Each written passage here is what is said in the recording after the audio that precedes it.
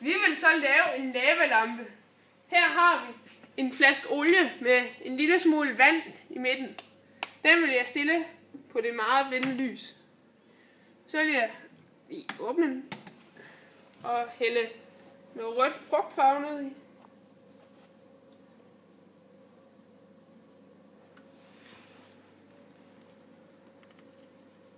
Når det så er faldet til bunds, tager jeg dette samarin.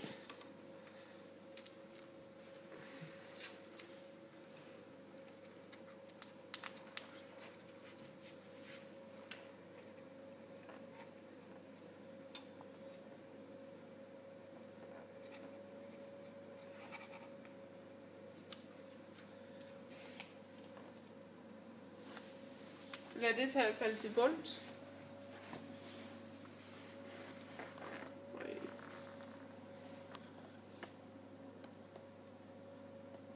Sådan der.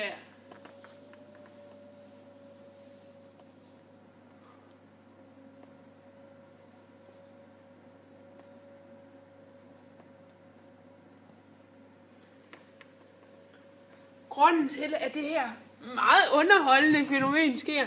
Samarinen er en slags CO2, der blander vandet i nederste del med CO2 og frugtfarve, får vandet til at stige op. Når CO2'en forsvinder, synker frugtfarven og vandet igen, fordi det øverste lag er olie, og vand er meget tungere end olie. Og det var vores projekt. Og hvad var det, vi skulle lave? Det var en lavalampe,